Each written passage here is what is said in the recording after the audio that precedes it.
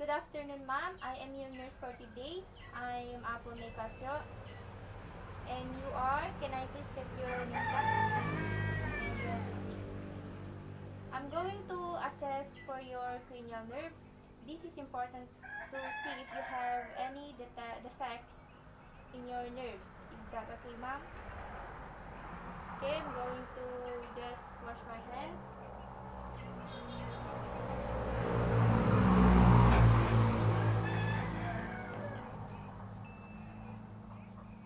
And gloves.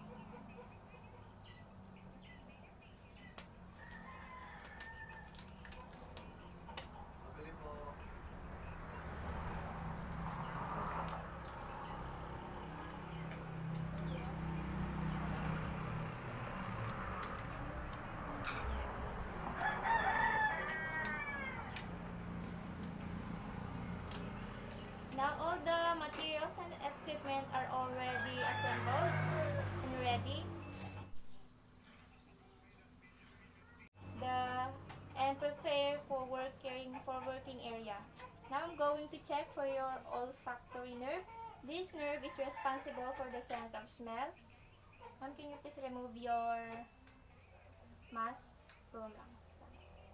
Going to check for the nasal passages of the patient. Okay, the nasal passage is clear and there is no any kind of objects. Now I'm going to, ma'am, can you please close your eyes and please occlude your one nose, and I will give you something and you will sniff it and identify the substance, okay?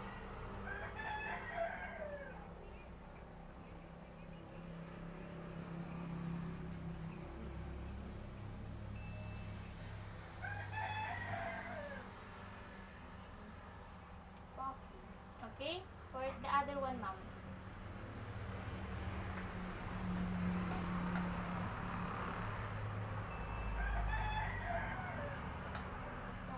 Oh, okay. Next is I'm going to examine for the optic nerve. This nerve is responsible for the sense of vision. The first is the visual acuity, and I need a Snellen E chart so that the patient can read it from top to bottom until she cannot distinguish the letter. E, F, P, P, P, O, V, N, P, E, P, P, E, E, C, F, P, E, F, C, D, okay? And for the next one is for the visual fields of the patient. Ma'am, stand. Cover your one eye. Cover mo. Hawakan mo. Yan. Basta sabihin mo sa akin na ano pag makita. Can you see it? Yes. See it? Yes. Okay, the other one.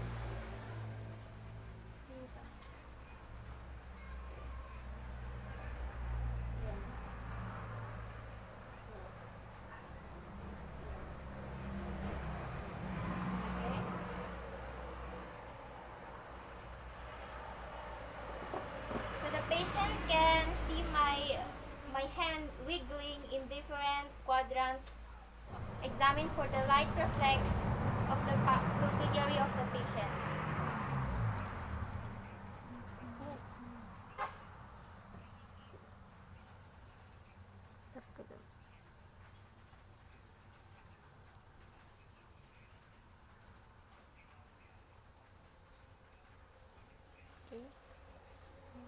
So the papillary constriction is present as I shine the light in the eye of the patient. Now I'm going to examine for the oculomotor. I'm going to examine for the oculomotor, the trochlear, and the abducens nerve. First is I'm going to check if there is the presence of ptosis and squint movement of the eyes. Okay? And I'm going to test for the light reflex again.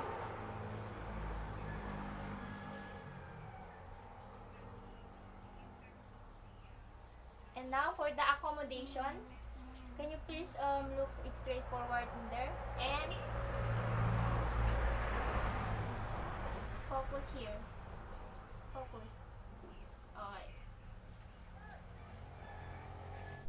So in checking the accommodation of the patient, there is the convergence of the eyes as I place my pen light in far 5 inches away from the nose of the patient.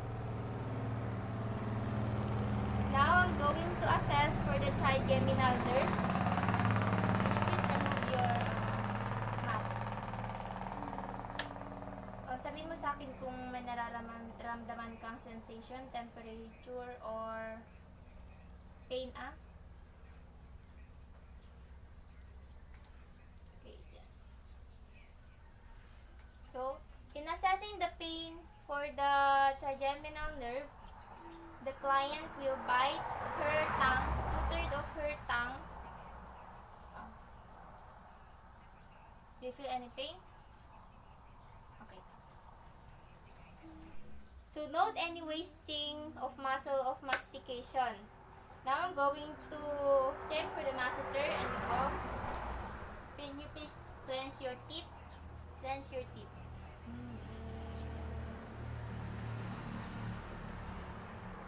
Okay? Do you feel any pain? Okay. And for the, can you please resist my hand, okay? Open your jaw. Hindi, ganyan na. Open your jaw. Sige, resist mo. Sige. Okay? So the jaw of the patient is not deviating from left to right and is in midline. Now in checking for the corneal reflex of the patient, I'm going to use a cotton and ito po. Yung sabi ko, up, look up. Okay? The correct responding in this assessment is the patient should be blinking. In assessing for the jaw jerk of the patient, sana pa sa akin. Ganun mo yung jaw mo. Sige pa. Sige pa. And place my forefinger here in the part and I'm just gonna tap. Check if there are any presence of reflex. Okay. There is no present of the reflex or shutting of the jaw. And now for the facial nerve, I'm going to test for taste sensation of the 2/3 anterior tongue of the patient. Ma'am, I will put some substance in your tongue and please identify this, okay? Close your eyes.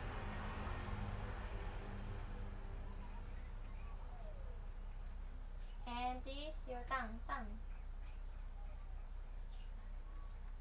Okay, what's it? Sugar. Okay, very good. And make sure to rinse the mouth of the patient each test.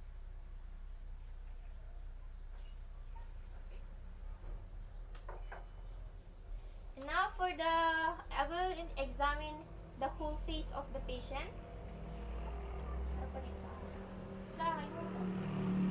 Okay, examine.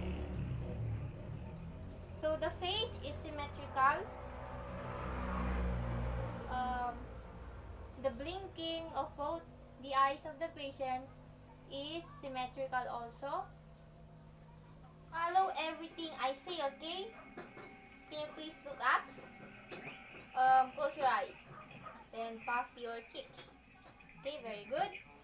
Now I'm going to check for the vestibulocochlear nerve of the patient. I will use whispered voice test.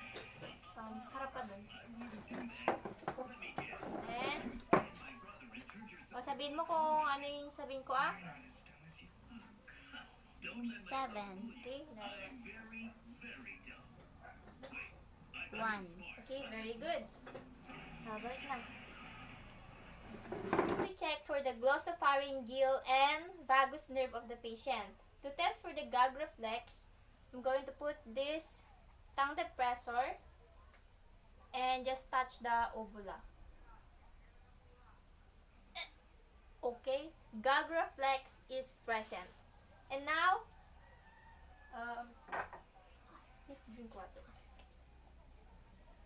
Drink mo, wag mo lang iswallow. Okay? Swallow. Okay? And, can you please state your name for that to check your voice? Angel May. Okay. And examining the uvula and the palate of the patient. Okay, the uvula is in the midline and not deviating from left to right and pinkish and in color. And now I'm going to please just puff your cheeks. Puff your cheeks, okay? Okay. Going to assess for the accessory nerve. We're going to observe for any shoulder or neck muscle wasting. Okay, ma'am, shrug your shoulder against the resistance of my hand. Okay, shrug. Okay, now turn your head to the right. Okay, to the left. Is there any pain? No. Okay, for hypoglossal nerve, harap pa sa akin. Protrude your tongue. Labas na nila mo. Then, move your tongue side to side. Side to side. Okay. And, test your power of your tongue. Lagay ko dito yung kamay ko, then, ano siya? Push mo yung, ano mo. Okay, sa kabila. Do you feel any pain? Okay. And for the assess for the voice and swallowing, can you state your name? Angel. And inom ka. Pero wag mo na inom mo go. Okay, very good. Masakit ba? Okay. And documents all the findings and do hand washing.